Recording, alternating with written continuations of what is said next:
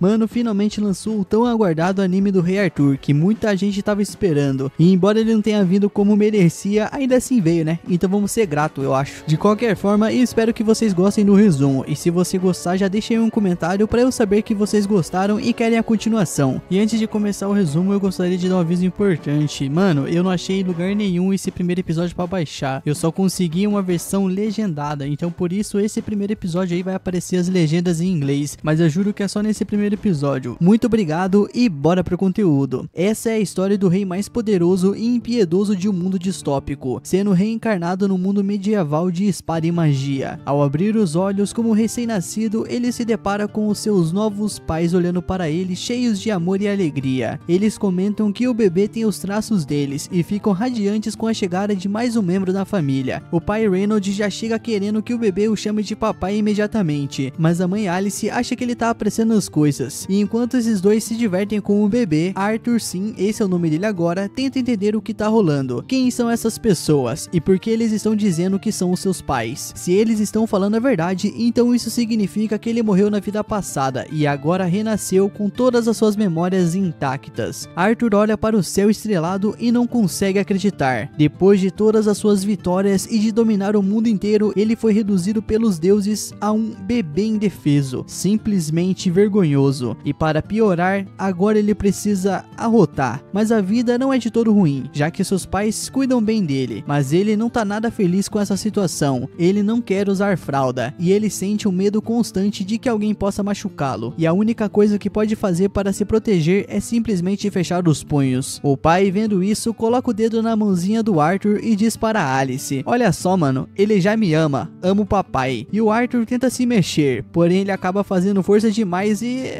né, ele faz o totozinho dele. Agora a mãe dele tem que limpar a bagunça. A humilhação é tanta que Arthur quase chora de vergonha. Ele quer que esse pesadelo acabe logo, mas ele percebe que essa é sua nova realidade. E tentando ignorar essa vergonha, o Arthur percebe algo muito mais estranho. O pai dele usa magia, e não só isso, a sua mãe também. O pai fortalece o próprio corpo com magia, e a sua mãe usa feitiços de cura. O Arthur fica muito intrigado. Na sua vida passada não existia magia. Ele quer muito entender como isso funciona, mas sabe que para isso ele vai precisar crescer primeiro. Enquanto isso, o pai dele vai até a floresta, derrota uma fera mágica e depois recebe visitas de amigos. Sem ter muito o que fazer, o Arthur passa o tempo analisando tudo ao seu redor, porque conhecimento é poder em qualquer mundo. E quando seu pai volta da caçada, o Arthur começa a se perguntar se esse mundo permite que qualquer um tenha armas. Se sim, então o perigo lá fora deve ser muito grande. E se esse for o caso, ele precisa ficar forte rápido, afinal sobrevivência vem primeiro. E ele tem muitas perguntas sobre esse novo mundo, mas infelizmente ele ainda não consegue perguntar nada. Mas apesar de todas as suas frustrações, ele sente uma felicidade genuína, afinal agora ele tem momentos preciosos e fofos com os seus pais. Na sua vida passada, Arthur não tinha nem o luxo de dormir tranquilo. Todas as noites alguém tentava assassinar ele. Agora ele finalmente está experimentando a paz e começa a se acostumar com essa nova vida. Dias, semanas, talvez meses se passam e o Arthur aprende a engatinhar. E a primeira coisa que ele faz, ele corre pro espelho, pois ele precisa ver como tá a aparência do novo ele. E depois de se acostumar a se mover e ter um controle melhor dos membros, o Arthur começa a escapar do berço sempre que seus pais não estão por perto. O seu destino favorito é a biblioteca. Lá ele pega sempre um livro, determinado a entender melhor esse mundo. E é assim que descobre que o continente onde nasceu se chama Dikan. Dikan tem 3 reinos principais: Darvi, onde moram os anões, Elenoir, lar dos elfos do meio da floresta, e Seipen, o reino dos humanos, onde Arthur vive. E diferente do seu mundo anterior, onde qualquer um podia tomar o trono matando o rei, aqui a monarquia é hereditária. Com essas informações básicas sobre o mundo anotadas mentalmente, o Arthur muda o foco para algo muito mais interessante: a magia. Ele escolhe um livro sobre o assunto, o puxando de um jeito bem fofinho da prateleira. Enquanto folheia as páginas, o Arthur compara esse novo mundo ao seu antigo e reflete sobre como a tecnologia aqui é bem mais atrasada. Mas ele não quer saber de tecnologia agora, ele quer saber de poder. Segundo o livro, esse poder vem daquilo que se chama de mana, e tem umas regras bem estranhas: apenas uma em cada 100 pessoas nasce com mana. Só existem 2 tipos de magia: aqui aumenta capacidades físicas com mana e aqui permite controlar e manejar mana externamente. Arthur lembra das habilidades da mãe e percebe que ela é uma conjuradora, e o livro explica que quem tem mana também possui um núcleo de mana. mana e que a maioria das pessoas só consegue usá-lo na puberdade. Quando dominam isso, elas se tornam magos de verdade. O Arthur acha tudo isso bem interessante, mas ele também sente um pouco de ceticismo. Ele já viu algo parecido antes. E com essa ideia na cabeça, ele começa a canalizar a sua energia pronto para tentar atingir um novo nível de poder. Até que Alice, a sua mãe, interrompe o momento. Ela simplesmente o levanta no colo, olhando bem de perto para ele. Nisso, Arthur já congela, achando que ela descobriu. Mas logo a Alice descobre o motivo da cara de tensão dele. Ele se sujou todo, e o cheiro não nega não. E enquanto Alice leva o seu filho para trocar a fralda, ele encara o vazio, completamente devastado. Esse corpo é uma prisão. Ele jura para si mesmo que vai ficar mais forte no futuro e se livrar dessa humilhação. Enquanto isso, a Alice continua documentando cada detalhe da vida do filho, toda orgulhosa do progresso dele. Mas tem uma coisa que a incomoda: Arthur nunca sorriu para eles, e só de pensar nisso, ela fica triste. Um tempo depois, Alice olha pela janela e vê o Ray ensinando o Arthur a usar uma espada. O Ray não poderia estar mais feliz com o avanço do filho e corre para contar à esposa, mas Alice não fica nada feliz. Aliás, ela fica furiosa. Ela pergunta se isso é sério, mano, ensinar o bebê deles a manejar uma espada. Nisso, Ray não entende a reação dela e ele acha que ela é muito complicada, mas Alice continua firme. O Arthur é muito novo para isso. E enquanto os dois discutem, Arthur observa atentamente e usa essa interação como um estudo prático sobre o casamento. Na cabeça dele, esse mundo pode muito bem ser governado por mulheres. Mais tarde, Alice leva o Arthur para o mercado e ele fica encantado com tudo. Cada objeto, cada mercadoria parece uma lição esperando para ser aprendida. Agora ele entende porque os bebês ficam olhando tudo como se já conhecessem o lugar. E o que mais prende a sua atenção são as coisas que não existiam no seu mundo anterior, especialmente a magia sendo usada livremente. Na volta para casa, o Arthur começa a ficar sonolento, mas antes de dormir, ele reflete sobre como a sua família tem sido incrível para ele. Chegando em casa, Alice o carrega até o quarto e no caminho comenta que ele é muito curioso, sempre fugindo da cama para ler ou prestando atenção em tudo no mercado, e ela aposta que ele puxou isso do pai dele. E ela então sorri ao pensar que o Arthur pode crescer com o mesmo espírito aventureiro do pai, mas no fundo ela espera que ele tenha uma vida mais tranquila. Naquela noite, o Arthur fica de olho no pai, que está praticando magia, e ele fica animado com a ideia de poder aprender diretamente com ele. Ray faz algumas pedras levitarem e Arthur já está pronto para observar cada detalhe, mas então algo inesperado acontece. Alice percebe a decepção de Arthur e tenta animá-lo. Calma, meu filho, ele só tá começando, fica de olho que vai valer a pena. E não é que valeu mesmo. O Ray então aumenta a intensidade da magia e de repente começa a mandar ver com umas técnicas bem avançadas. O Arthur fica empolgado e já começa a imaginar truques que ele mesmo poderia tentar, mas aí é hora de dormir. O Arthur se recusa a aceitar essa realidade cruel. No caminho para o quarto, ele vê um livro na estante e imediatamente aponta para ele, choramingando e se debatendo. E depois de uma dose generosa de carinha fofa nível bebê supremo, a Alice se rende. Tá bom, meu filho, só um pouquinho. E isso funcionou, como isso sempre funciona, ele pensou. Arthur então começa a ler, e enquanto isso ele recapitula tudo o que aprendeu até agora. Ele quer criar o seu próprio núcleo de mana, então começa a concentrar toda a energia do corpo em um único ponto. Ele se esforça ao máximo, sem perceber o tempo passando, até que de repente uma explosão sacode a casa inteira. Ray se joga na frente de Alice para protegê-la e acaba com as costas queimadas, mas quando percebe que Alice está bem, os dois se lembram de Arthur e saem correndo para dentro da casa, e é aí que eles têm o maior choque das suas vidas. O Arthur está flutuando no meio do ar. Eles ficam paralisados, sem conseguir acreditar no que estão vendo, mas antes que possam reagir, o teto começa a desabar. O Arthur, ainda um bebê indefeso, não consegue sair do caminho a tempo, mas Ray e Alice se jogam sobre ele e o protegem do desmoronamento. E quando tudo finalmente se acalma, os três começam a chorar juntos, e no meio das lágrimas, o Arthur percebe uma coisa: Alice e Ray estão dispostos a tudo para protegê-lo, e essa é uma sensação que ele nunca teve na sua vida passada.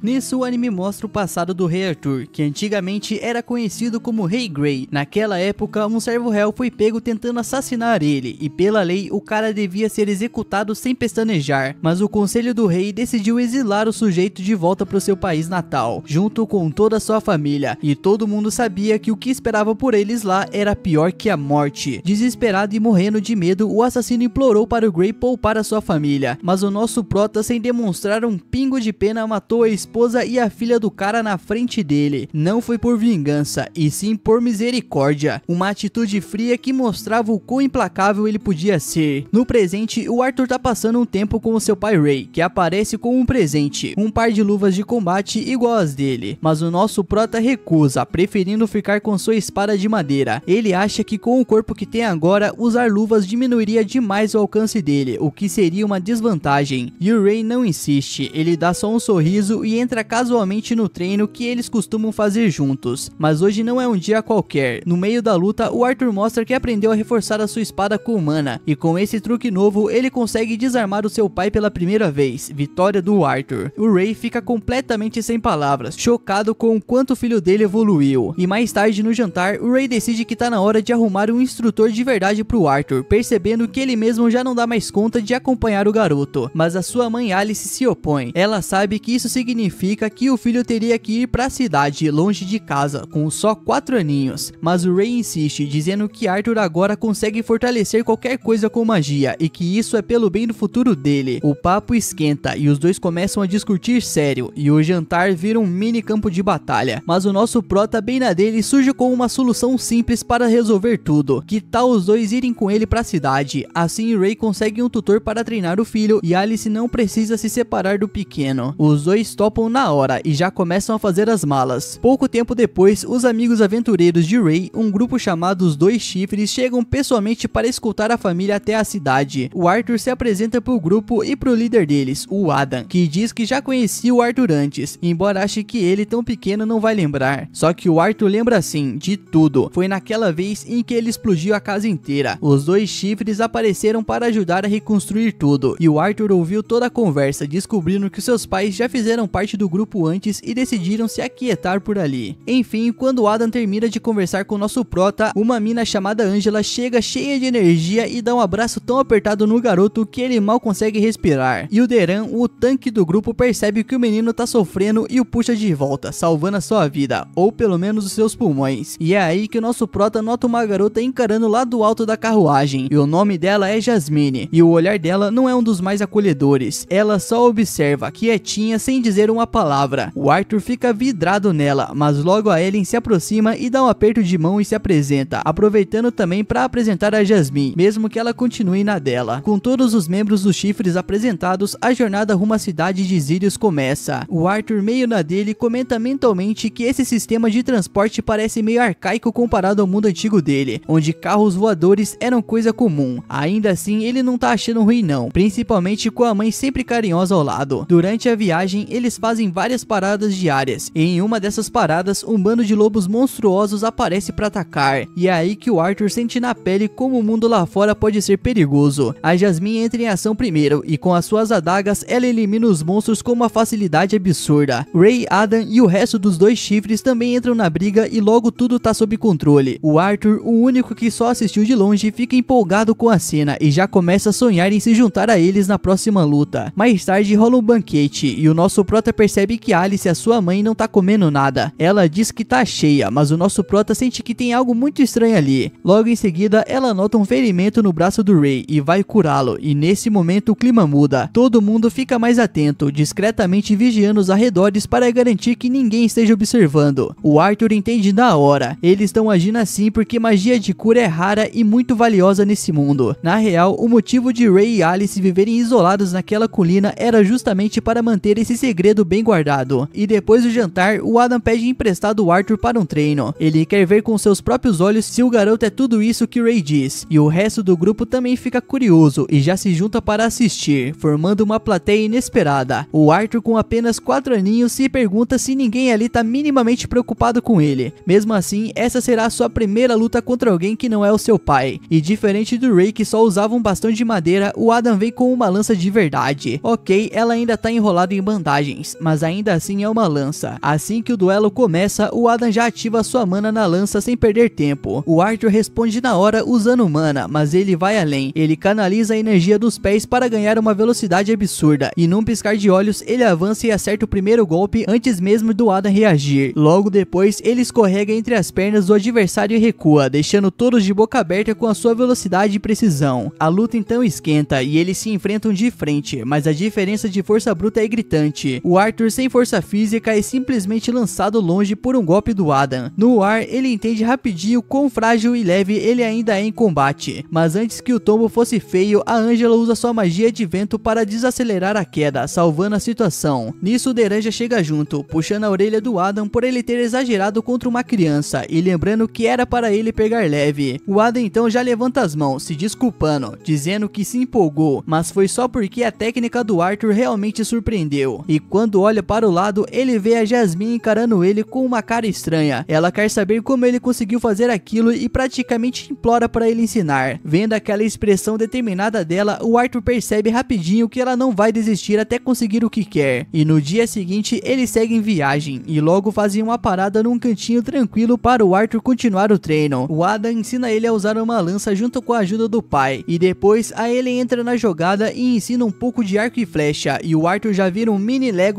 rapidinho. E com o treino finalizado, ele cumpre a promessa e dá umas aulas pra Jasmine, e a garota aprende voando. Mais tarde à noite, enquanto o Arthur tá de boas lendo um livro, a Jasmine segue encarando ele como se tivesse hipnotizada pela beleza dele, que nem existe, e logo ela tá parecendo uma stalker profissional. No dia seguinte é aniversário do Arthur e Jasmine aparece com um presente, uma adaga novinha em folha, e as outras garotas já ficam até de queixo caído quando ela começa até a ensinar o garoto a usar a arma. Cansado das brincadeiras de criança e com o coração de solteiro doendo, o Adam interrompe tudo dizendo que já tá na hora de seguir viagem. Mas antes, a Alice chama o nosso prota e ele percebe que a mãe não tá se sentindo muito bem. Quando pergunta o que ela tem, ela manda aquele clássico: "Eu tô bem, meu filho, calma lá", o que ele claramente não acredita nem um pouco. Seguindo viagem, o grupo é atacado por bandidos. Eles pulam na carruagem e se posicionam pra batalha. Os inimigos lançam uma chuva de flechas, mas a Angela segura o tranco com uma barreira mágica. O Arthur, olhando pela lateral, percebe que estão completamente cercados. O chefe dos bandidos, um cara com uma cabeça em formato de cubo, manda que eles não machuquem as mulheres e as crianças, porque quer vendê-los depois. Os bandidos então partem para cima com tudo, e a Alice tenta manter o Arthur calmo, mesmo morrendo de medo. Mas mesmo antes deles se aproximarem, o Duran detona vários com uma explosão, e o Ray começa a socar geral. O Adam também entra em batalha com a sua lança, e a Jasmine se movimenta com as suas adagas. O Arthur só assiste tudo, e finalmente entende: os membros dos dois chifres são absurdamente bons, cada um no seu estilo, mas o problema é que tem bandidos demais, e eles não têm como segurar por muito tempo, e depois de muito esforço, o grupo começa a cansar, e os inimigos continuam vindo. Em um movimento tenso, o Ray é arremessado contra a carruagem e desmaia, e o chefe feioso dos bandidos se aproxima de Alice e de Arthur. Vendo o pai desacordado, os dois saem correndo da carruagem, mas o Ray recobra a consciência e manda eles pararem. Mesmo arrebentado, ele se levanta para segurar a barra. Ele pede que o Arthur leve a sua mãe e fuja, mas esse moleque teimoso que só insiste em ficar e lutar. E é aí que o Ray solta a bomba: a Alice tá grávida. Se você não sacou até aqui, mano, meu Deus do céu. E o Arthur entende da hora o motivo dela estar doente esses dias. Sem perder mais tempo, o Arthur agarra a Alice e começa a correr com ela. O chefe dos bandidos manda capturarem os dois, mas o Ray parte para cima com tudo. E quando parece que eles vão ser pegos, o Adam e Jasmine surgem do nada, jogando facas nos inimigos, abrindo caminho. O resto do grupo também se une para segurar os bandidos, enquanto o Arthur e a Alice escapam. E correndo, o nosso prota reflete sobre quem ele já foi um dia, alguém que tirou tantas vidas, e agora tá ali com medo de perder a própria. O pensamento deixa ele furioso, mas o único poder que ele tem naquele momento é correr com todas as forças daquelas perninhas. Depois de um tempo, o nosso prota sente que tem algo muito estranho vindo nas montanhas, e ele olha para cima. Lá está um sujeito bem suspeito prestes a atacar com magia, e sem pensar duas vezes, ele empurra a mãe para longe e acaba levando o ataque sozinho, perdendo o equilíbrio e despencando do penhasco. Enquanto ele cai, ele decide que não vai fazer essa viagem pro além sozinho, e usando a adaga que ele ganhou da Jasmine, ele lança o negócio no inimigo, acerta a perna do cara e ainda arrasta o infeliz montanha abaixo com ele. O Deran e a Angela tentam usar magia para salvá-lo, mas o nosso prota já tá longe demais para que aquela magia alcance a tempo. No meio da queda, ele começa a refletir sobre a vida, enquanto lá de cima, a mãe dele observa desesperada com a mão esticada, na esperança de agarrá-lo. Só que ao ver o filho caindo, ela não segura a emoção e começa a chorar. O nosso prota, por outro lado, sente que valeu a pena. Ele conseguiu proteger quem mais ama, mesmo que isso custasse a própria vida. A única tristeza que bate é a de não poder ser o irmão mais velho que tanto queria. Mas é claro, o poder do protagonismo salva salva ele e o nosso prota sobrevive à queda, mas ele acorda cara a cara com uma criatura gigantesca e nada amigável. O susto é real. E esse, meu mano, foi o resumo do episódio 2 desse anime aí, cara. E porra, esse daí foi da hora, hein, mano. Você já sabe, né, mano? Se você gostou, deixa aí seu like, se inscreve no canal e ativa as notificações pra não perder nenhum vídeo aqui, mano. Tamo junto e lembre-se, o Drezzy Animes ama você.